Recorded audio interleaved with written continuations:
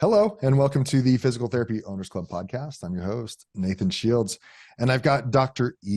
Erson Religioso. He's the founder of Modern Manual Therapy, an eclectic approach, Edge Rehab and Sports Science, a cash-based physical therapy practice, and Edge Mobility, an online gadget store. I don't know.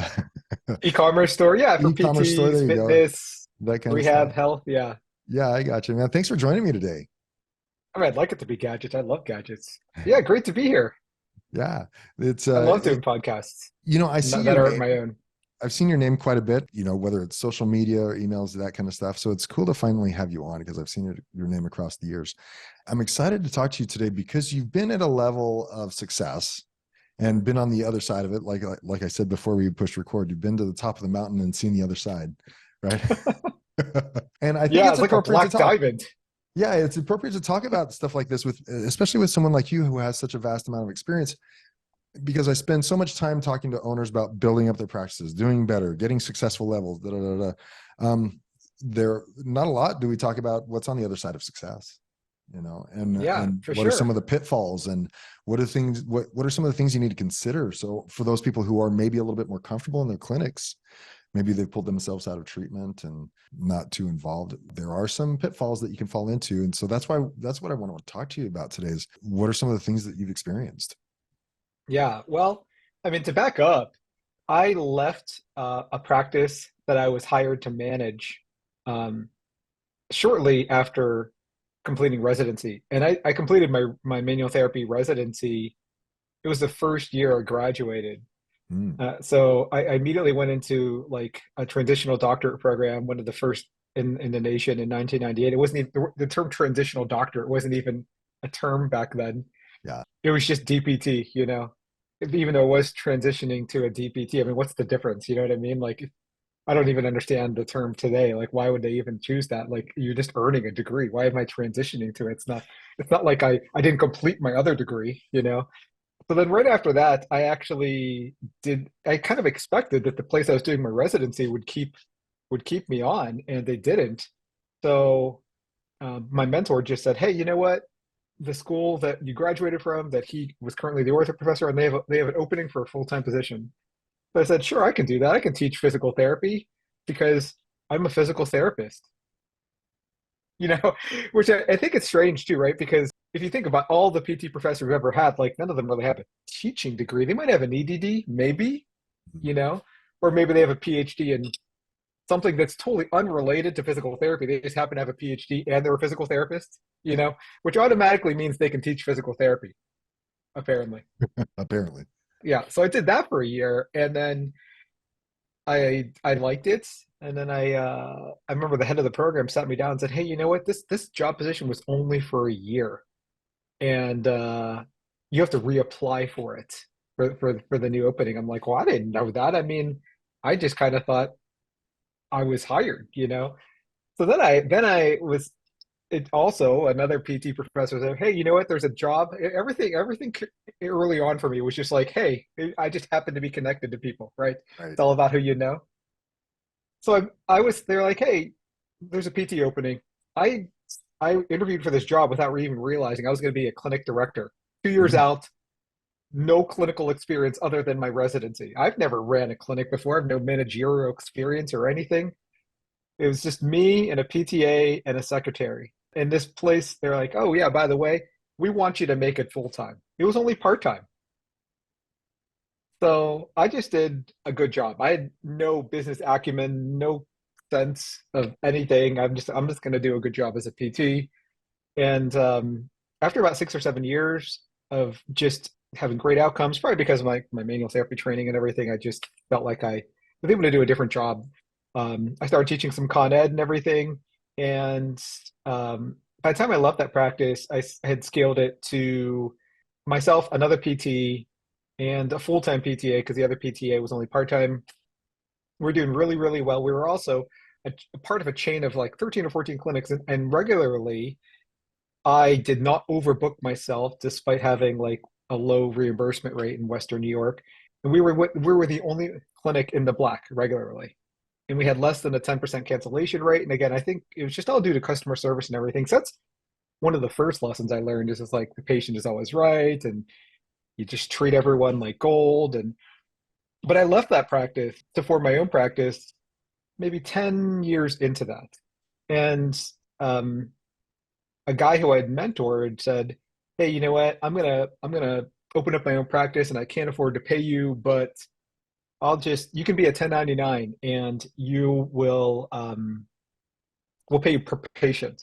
So I had this kind of like clinic in a clinic model, you know, and luckily it was only 5 minutes down the street, and um, again, just because I had already built up a great relationship with patients and doctors, most of my patients found me, even though there was like this gag order, like no one tell her where's and when, no one's allowed to say it. I mean, if anyone got a phone call, just like, oh, I don't know where he went, but we treat TMJ, even though they didn't do it, like they were just like, yeah, sure, we do that. Yeah, we do all the things he did too. So I also did really, really well at this clinic. And at the time, I developed this tool for instrument assisted soft tissue manipulation called the Edge Mobility Tool. And I was able to source it from one of my patients who is like a local manufacturer. I I got it for a very good price, and I just started selling this thing online. So initially I thought I'm just going to kind of sell it locally and maybe sell it to patients.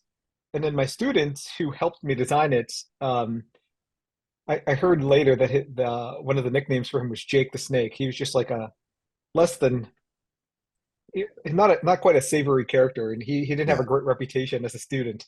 So anyway, Yeah. he copied the design, then he sold it, and then he approached like one of the only other PTs online. I can't say who it is, but it's a really, really big PT with a really big following. Because again, he's one of the first pioneers online. And then all of a sudden, someone's like, one of my students at the time is like, "Hey, did you see that so and so reviewed the Edge tool, but it was like a completely different name, but the same exact product?" And I'm like, "Who's so and so?" They're like, "Oh, he has a blog," and I'm like, "There are PTs who do blogs." So I started blogging, and that's where I came up with the manualtherapist.com. And I reached out to this PT, and he's like, "Oh, you know what? Like he worked for a major sports team, and he's like, I already reviewed it, and I already got in the hands of all this like staff and so many other PTs and athletic trainers that I know in the league. They wanted one too, and he's like, I can't retract it." It's like, well, what are the odds of like, you know, a manual therapy fellow who teaches in three PT programs, three fellowship programs, developing this product versus like just some random student that you've never heard of? And he's like, well, I can probably see that, yeah, you have like credentials, but he just wouldn't retract it. Yeah. Yeah.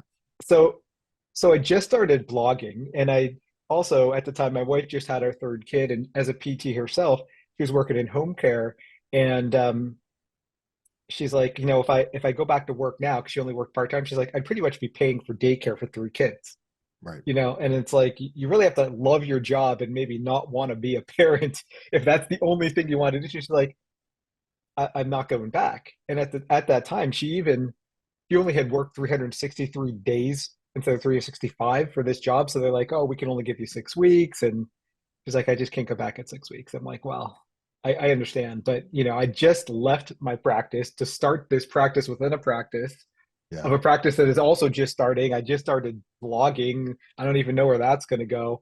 So I just had this onus to like, lit a fire under me, right? Like we had this two-income household that we were living in our dream house, just had another kid. And I just thought, I'm just gonna make it so that people share my content, because like this guy wouldn't even share my content at the time, Hmm. you know? So I made it, well, I reached out to other PTs too, like, oh, who the hell, like this guy's a PT on Twitter. Hey, will you share my stuff? No, but I also realized that I had no one was vetting me. No one had ever heard of me. Why would anyone share my stuff, right? Like, Right. um, so I just thought I'm just going to keep on creating content until like it's you can't ignore it. You will Mhm. share it. So my blog ended up blowing up just of my own hard work, and I started selling a ton of these edge tools. And initially, I thought I'm just going to sell I'm just going to sell these things. Um, I'm going to write a blog about certain, like, oh, I had all this manual therapy training. I took like 70 Con Ed courses before this, trying to learn from as many gurus as possible. And my goal was to get people to to continuously go back to the blog because my analogy was once you buy a hammer, you never go back to hammer.com if the hammer lasts forever, just like this edge tool, Right. right?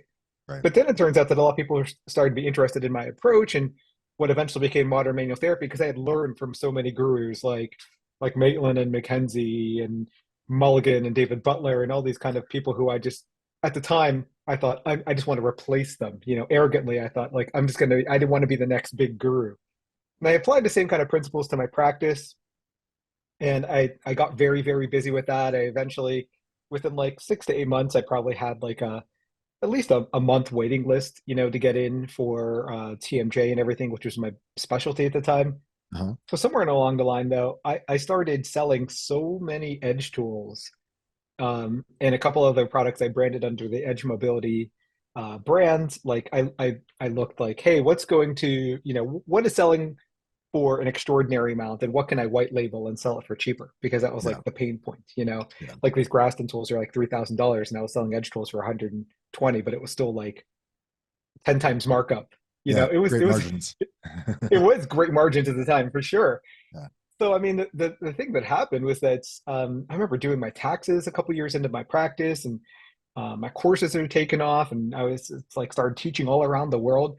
I Mhm. did my taxes and I realized like the amount I made from the clinic was in a year was like what I made in a quarter for from teaching and my sales. And it was mostly my sales. So I'm like, you know what, I'm gonna step away from the clinic full time. I'm gonna go cash based because I was Mhm. still insurance based at the time.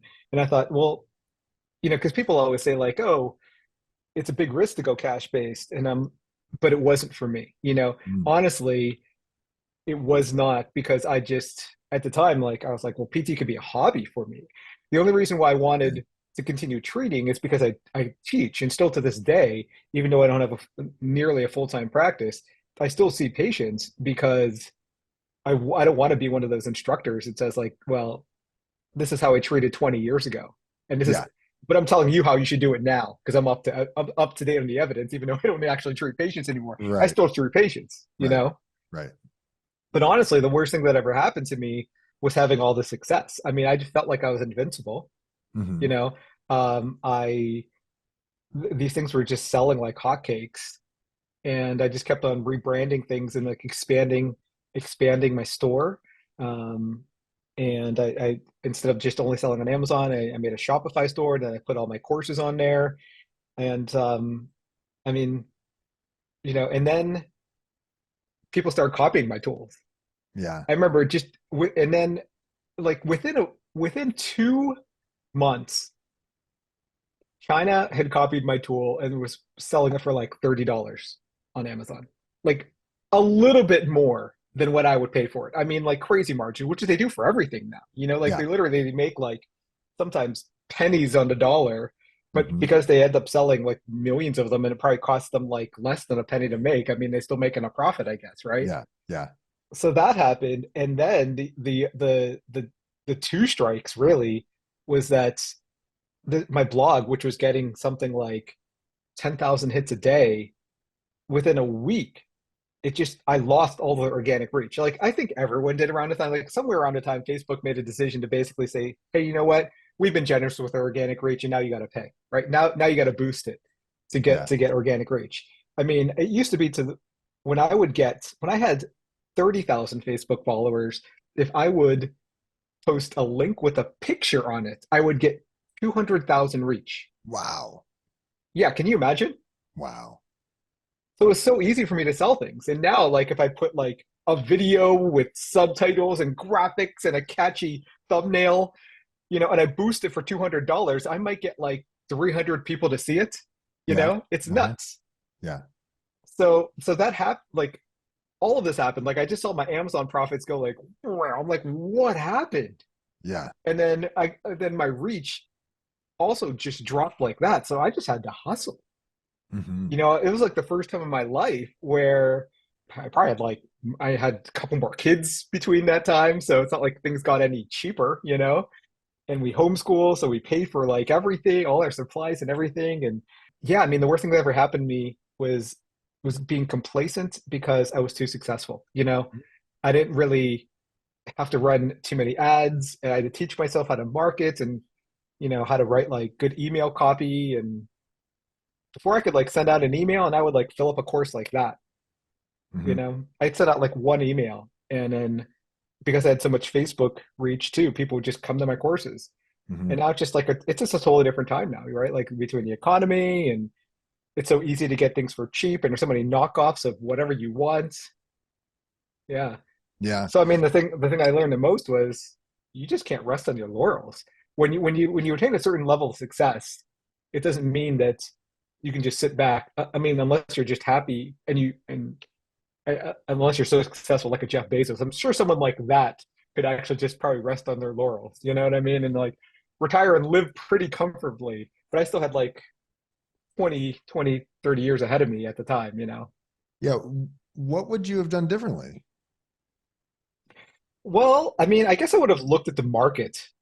I would have done more of like a SWOT analysis or something like that. I would have looked more of what my competitors were doing. I should Okay. have Assessing seen, the threats and whatnot that might yeah, be out there, yeah, looking ahead a little bit more. right. Yeah. I mean, I still remember like certain things that like I thought were like, oh, that's weird. I remember my manufacturer, who's actually my neighbor, he like worked for the manufacturer, and he's like, well, he's like, you're making a killing on these things, but like, what happens? Like, he's like, someday they won't be as popular. I'm like, what do you mean? Like, I just so naively just thought like I would have the same level of success, or just keep on growing and growing and growing organically without me having to do anything. Yeah. You know, so Someone brought it to your attention, but you kind of blew them off because you just couldn't well, see I the mean, it was potential. still at the height of it. He just said that it's Yeah. going to happen, Yeah. like it happens to every product Uh-huh. or every brand. You know, Yeah. I get it. and so I decided to do more than just blogging. I focused on every social media channel. I launched a podcast. And Hmm. again, the podcast was really popular. It was one of the first like long form interview type podcasts. And Therapy Insiders, it was me and Gene Shirakarbrad, and we had like so many like great people on, like Greg Cook and Kelly Starrett and Chad Cook and people from Evidence in Motion, and like all these big names, Stu McGill, you know. And now we're just like, again, now just like you and I right now in this space, just another PT podcast, right? But part of Yeah. the PT podcast network, right?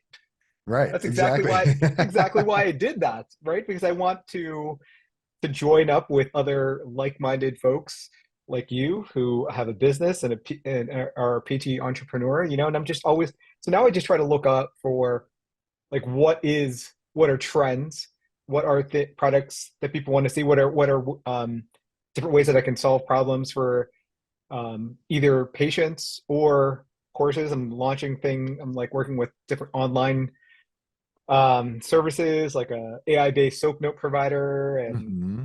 I've gotten on the board of a couple of companies. I do a lot of business and clinical mentoring, so really diversified instead of just Right. like doing only live courses and relying on sales. I can certainly apply any of these things to scaling my practice, all of like the marketing and the social media and stuff that I learned, and how to get turn cold leads into warm leads and funnel them into your business and everything. I can do that Yeah. to my practice, but the thing is, the more like I at one point when I had started that other clinic within a clinic, not only was I doing that 40 hours a week, I was also teaching it to PT schools and working as a clinical peer reviewer part time, just because I Mhm. needed to have additional income before the practice took off. So I was working like 3 or 4 jobs, and Wow. they're, like 50, 60, 70 hours a week sometimes. And then I went to having almost every meal with my family. And that's a really hard thing to give up. Hmm. Right. Yeah. So now I'm somewhere in between there, where I'm I like got you. not with my family 100% of the time, working from home and seeing patients sporadically. I'm still seeing patients sporadically, but I got to work a little bit more out of the house now. Was there any time as I listened to the so many things that you're doing, a lot of them are Erson dependent, right? Was there any time in there where you might, looking back, maybe I'm just curious, would it have benefited you to bring on some kind of assistant, second person, so there was another person to allow you to focus on some things? Yeah, I often thought about that. And I remember when I was there was a guy who I was mentoring also in fellowship, and it's funny because he didn't remember this, but when he became my mentee, I reminded him like, oh, hey, when I was a new grad, I applied to your clinic and you didn't hire me. He did, he was pretty embarrassed about that, considering that he was a little bit older than me, and now I was his fellowship mentor. Right. But he actually had a lot of great business sense and a lot of great business advice too. He was telling me how, because my goal at the time was to just ride out the owners, like the three owners of this main company, Mhm. and buy this clinic because I would have made it my clinic. He's like, you know what? They're gonna make it like if you try to buy a clinic like this, they're gonna like basically figure like, oh, hey, the amount of revenue plus like 5 years and everything and all the tables need reupholstered, all the equipment is old, the gym is old. It's like it's not going to be worth it at all.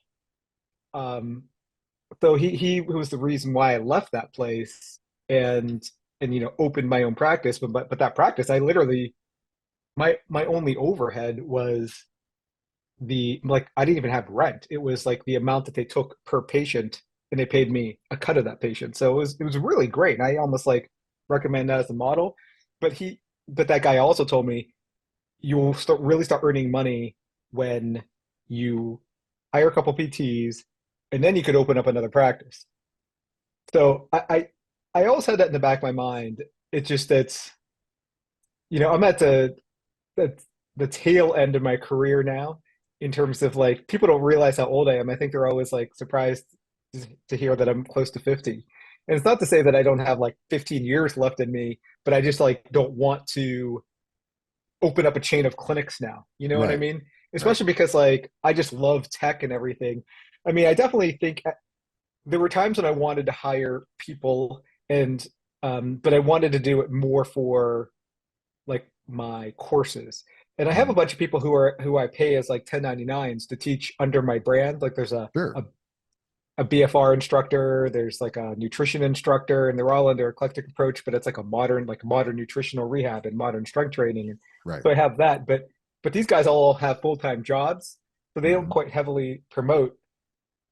Like one of them is a full-time PT professor, one of them has a full-time PT practice, so they don't hustle to promote their course as much as Right. I do, because the Exactly. course is my thing versus theirs Right. is like a bonus, Yes. you know? So, I mean, I've looked at even getting VAs and Right. stuff like that. And the thing that scared me off about every VA is that I've known so many PTs who had like a VA that was like, oh, they swore up and down that this VA was great. And oh, they're also looking for side gigs and everything, so you should hire them too. And you just got to take whatever 2 weeks to train them. So it always seemed like a good. Just when I ever thought about doing even a VA, all of a sudden I'm emailing someone and like they just don't get back to me. Or like Right. I'm like, hey, you know what? Uh, I sent someone to your support and they said they never got an email back. And then I'm like, what happened to your social media? Your social media just like dropped off the face of the earth. And like, oh yeah, my VA just like they took another job. They were working like 5 jobs and they just like started dropping Oh the ball. yeah. And it's Uh-huh. literally happened to everyone I know who had a VA. Like this Mhm. VA just whatever. Or the Right. VA had got a VA. You know what I mean? Like, Yeah. Yeah. Yeah. right, like your VA from China hired a VA from India, Yeah. and they were also outsourcing. So it's hard. I mean, I know it's hard for me to probably relate. It's probably hard to relate to a lot of things I'm talking about as a solopreneur, Mhm. because of your clinic audience. And I don't even know if you're going to even end up publishing this, because you're probably like, this doesn't fit my audience. But it I've always been not a team player in that respect. Like it's like if I could do it, and it turns out I could do everything that I needed to do. Mhm. Like I edit all my podcasts, I do all my video editing, and I shoot everything. I do all my websites. If I have difficulty doing something with my website, I just look up how to code it, and I'll just like go into the HTML and code it myself. Yeah. Yeah. You're just the opposite of me. I have no desire to do any of Yeah, that. yeah, and I totally get that, man. It's not like, yeah, I think it's fun. or like I like that kind of problem solving. You know what I Right. mean? Like I can't hang a picture up straight. So we all have our weaknesses, you know? Yeah, yeah, yeah.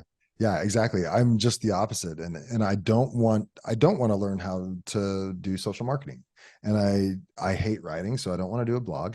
That's why I love transcription for the podcast. Yeah, I see you Let have someone that. else Yeah, do the transcription. transcription. Yeah. Yeah, and I hire out the production and the posting of the podcast to the website and to all the outlets because I don't want to figure all that out. I want to focus on other things, right? Yeah, we all But have what our focus. right with the but what are you doing now based on what you've learned? You know, like I said, you've been to the mountaintop, you've seen some success, and also seen the other side. What are you doing now to not um, to to help yourself to not fall into some of those pitfalls again?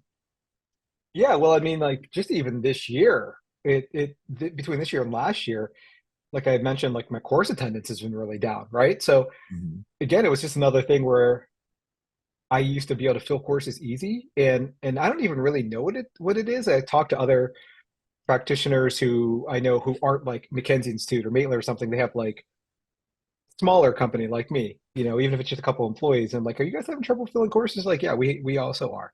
Mhm. So I'm trying to like focus a little bit more on building better funnels for that.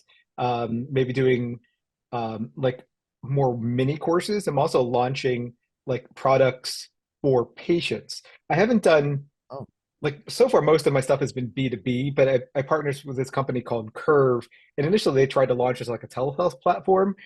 but even though they still have like a HIPAA compliant telehealth platform with messaging and a full exercise library, they couldn't really get people to jump on. They thought it was like, if we build it, they will come kind of thing. Like, but every PT who signed up were like, wait a minute, where are the patients? They're like, well, you got to bring your own patients, you know, because they Yeah. weren't going to like also give you patients. Then it would have been like the dream, like who wouldn't do it? Like, Yeah, there's no exactly. drawbacks to this platform, you know, like there's You no actually still have platform. to do There's, some if there's hustle. any platform that's out there like that, now everyone would be on it, right? Like, hey, Right. free patients for you.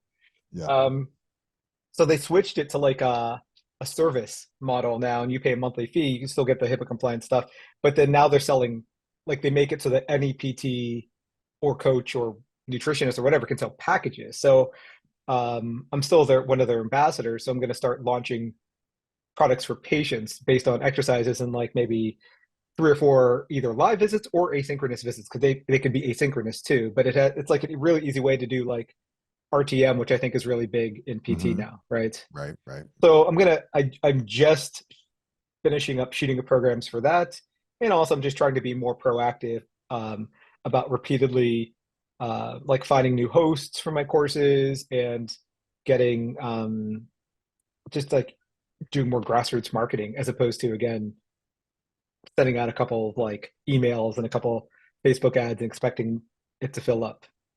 So to leverage some of your past experience, you went from an insurance based model to a cash based model, and have been successful in doing so.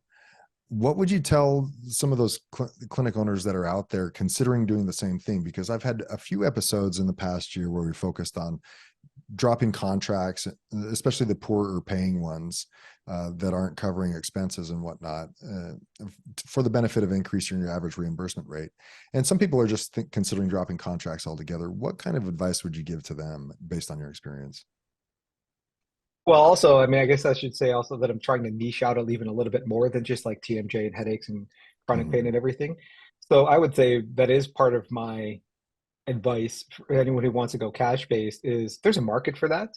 And even if you are in like a less than affluent area, there's you may not be able to charge as much as someone like who's like in Manhattan or something like that or around Wall Street. But the thing is like even though they might be charging like 500 bucks an hour, I know people who charge 500 bucks an hour that can barely cover their rent for like their room, you know, Wow. because it's their rent is so high. Um, there's definitely a market for that. And the more you niche out, you'll find that typically, Mhm. you know, you can't be a master of all trades and Mhm. you have to find some kind of problem that a certain population, you have to solve like a problem of a certain population. Yeah. Even for those people who are dropping contracts, one of the first steps is to figure out where your strengths lie so you can promote those to your audit to your community and to your past patients and current patients that, there's a reason why we stand out from the other clinics in town, and it's because of X, Y, and Z. So I can see where you'd have to take that to another level if you're going to drop insurances altogether. You're not going to be able to rely a lot on the physician referral base, right? And it's going to be a lot of word of mouth and social media and direct to consumer marketing that you might not be used to if you're going strictly insurance based like you were.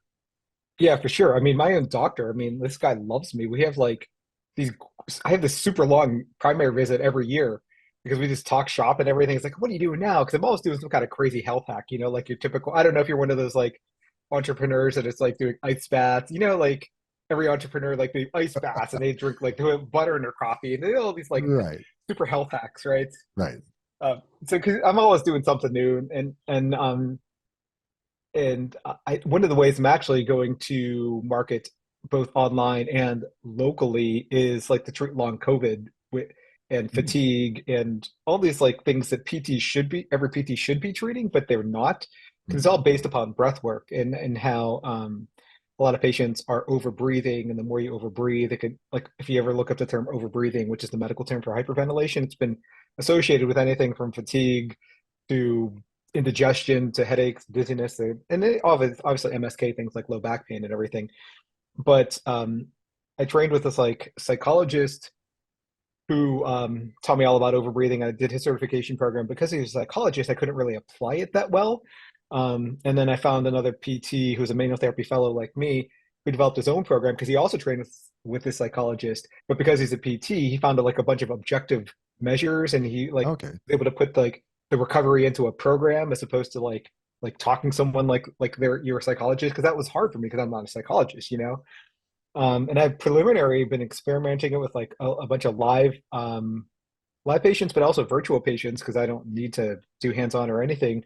And I've treated everything now from long COVID to what seemed like a chronic radiculopathy, to Raynaud's, um, to like a chronic MVA that was not responding to traditional manual therapy and exercise and strength training and to a runner who just wanted to hit new PRs.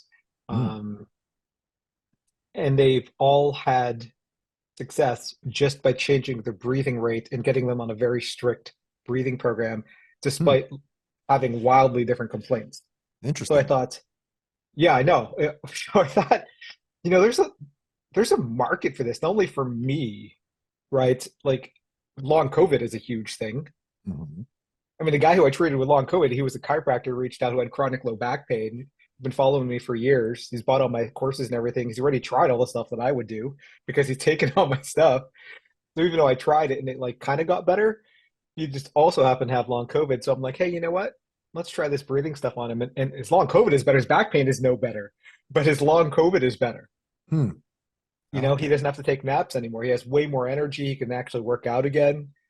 Um, so I thought that's another thing that I'm going to start to market not only B2C, but also B2B, because I honestly think that every clinic should have some kind of program like this. Mhm. And also my advice, even if you don't necessarily get into, say, a cash-based model and start dropping your contracts, you should have some sort of diversified offering, whether it's products or whether it's courses. I've seen like PTs on LinkedIn now. They're like, why don't we do stretch labs? You know what I mean? Like, why don't we just do, even though it goes against everything we believe in, right? Like, what's the harm in having just a stretch class? Or if someone wants, because the Right. PT actually said, I would pay another PT just for some manual therapy. He's like, but I Mhm. can't pay a PT for it. Like, I got to go to a Cairo because every PT is like, no, we got to set these goals and we got to make you independent and everything. It's like, if I'm willing to pay for it, who cares? What's the harm in it, right? Right. Yeah. So I think there's like just so much that we could do that we Mhm. don't do. I Right. mean, we totally gave it up. We should absolutely be doing stretch labs or even Definitely. manipulation, right? Like stretch plus manipulation. Yeah, if you want makes you feel better, show them a couple exercises. But I mean, like if Right. you want to have monthly recurring revenue, you can actually have courses like that where you don't have to discharge a patient. Right. Exactly.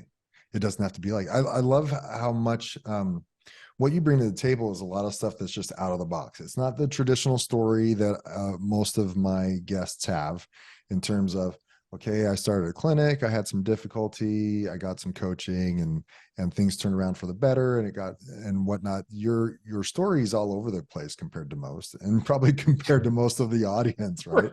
Right. I know it is. As I'm hearing But myself tell this, I'm like, this is so unfocused. right. Well, Yeah. but from your experience and based on what I mean, you probably have a ton of ideas about that you're not addressing, right? Because it sounds like your mind thinks that way. What are some of the trends, or did you already express them? What are some of the trends that you're seeing in physical therapy that are opportunistic or that we could consider opportunities? Long COVID being one, right? The stretch lab concept being another. Are there other opportunities that you see that maybe physical therapists should consider that they're not fulfilling out there? Yeah. I mean, I've seen it at a couple clinics, but they were mostly cash based or at Mhm. least minimally out of network, but just like have a recovery area. You know what I mean? Yeah. Mhm. Like a lot, because again, I've gotten into like everything from cold showers to ice baths, Mhm. and I'm looking at like, I don't know if you listen to Huberman. You listen to Huberman Lab at all? Yeah, well, you got it. Yeah, if you watch Tim Ferriss or some of those guys like I Right, I have, know. It's like you're going to everyone, find but some but all these Huberman. guys are all doing like the same health hacks, right? I remember Yeah, exactly. listening to someone on YouTube and they're like, "Man, if I want to be an entrepreneur, I gotta be a millionaire first just to do all these health things that they do." Right.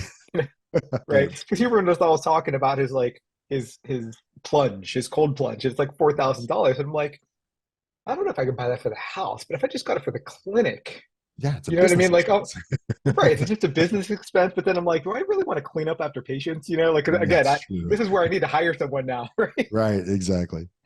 Yeah. But yeah, a new room just opened in my facility, and so I just thought, maybe I'll just put like a bunch of like infrared sauna mats in there and a cold plunge, and because people are already paying for like, people are paying for like that I don't know what it is. It looks like it shoots like Is it the cryotherapy stuff yeah, that you're like talking I about? don't even know what it's shooting, but I'm like, they say it gets like to so cold and so fast. I'm like, seems like that would like freeze your arm off, like then you would fall off like you're the Terminator. Well, we used to do that in school. We got taught about fluoromethane sprays and stuff like that, right?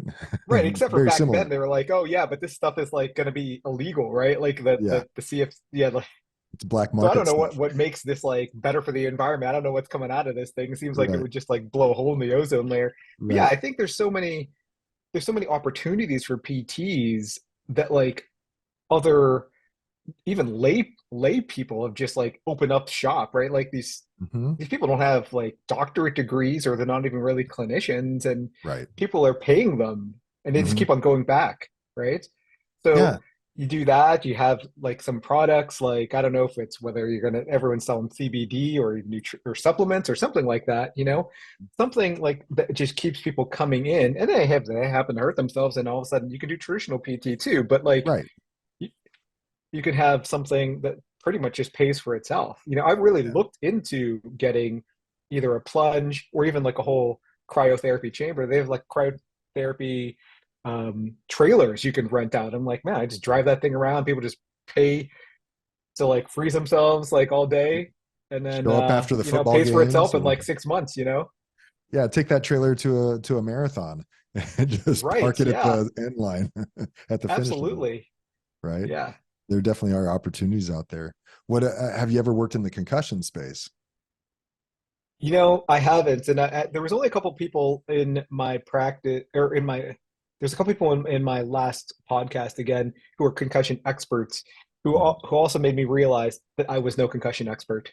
I Mm, mean, they were the way they were talking, it made me realize why I failed every major concussion patient, like why they never got better. Because I mm, was just like, again, I thought I could do it all myself, and they right. really needed like this whole multidisciplinary team. Hmm. I think I could be part of that multidisciplinary team, Sure. but I certainly couldn't do it all myself. And based on your experience, you've seen so much from a different angle than what I've seen in the physical therapy world as a profession. What are some of the things that you wish the physical therapy profession would consider?